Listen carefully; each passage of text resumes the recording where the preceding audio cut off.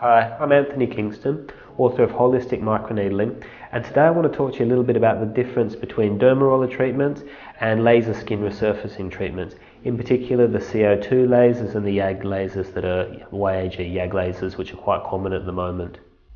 Okay, to begin with, the similarities. So both the laser skin resurfacing and the dermaroller, they both pass through the surface layer of your skin, the epidermis, down into the deeper layer, the dermis. By going into the dermis there, what they actually do is they stimulate your body's own natural wound healing cascade. They create a small amount of trauma, and this then causes your body basically to go through the wound healing process, and as part of this, it creates a whole new layer of collagen in the area. Now this new collagen tends to be a nice new smooth layer, and therefore both the lasers and also the dermarollers can be very effective at treating many of the signs of aging, for example wrinkling, lines on the skin, but also blotchy skins and scars. Now getting back to the two treatments, so we've discussed the similarities, so what's the differences? The main differences is in the way they actually pass through the epidermis to the dermis. Now laser skin resurfacing is actually considered an ablative treatment. Now ablative basically is a word that comes sort of from a surgical background, suggesting to actually remove or take part of the skin away. It's similar to chemical peels or microdermal abrasion.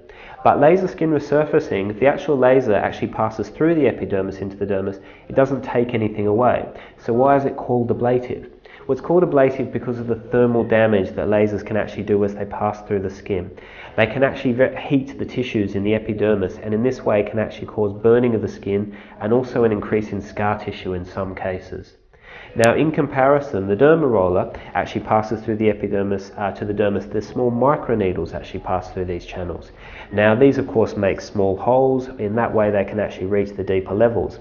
However, with the dermaroller, these holes actually completely heal over in about 8 hours. So the recovery time is of course much quicker with the dermaroller, and also the risk of side effects is in most cases a lot lower than when using laser resurfacing. So finally, aftercare. Now aftercare with dermaroller treatments tends to be relatively simple. If you're using a 0.5, 0.75 millimeters, most of the shorter needle lengths, then usually after about 24 hours the redness will have faded out of the area, sometimes a couple of days longer for different people, but it's usually not a long-term process, that redness and display that you've had the treatment. Usually all you'll need to do is apply appropriate aftercare serum, in our case the organic anti-aging aftercare serum, just to protect the skin during those couple of days, and then you can move on from there, and the skin will slowly produce collagen over a series of weeks and months. The aftercare when you're looking at laser skin resurfacing tends to be a lot more detailed. So basically after the treatment, the areas that have actually been treated with the laser will usually need to be bandaged. Then around 24 hours afterwards, you'll need to start cleaning the area about 4 or 5 times a day, and usually applying some form of petroleum jelly or jelly just basically to protect the surface layer of the skin. Now about 5 to 7 days after the treatment, the skin will become dry and start to peel off, so of course it looks quite flaky at this stage.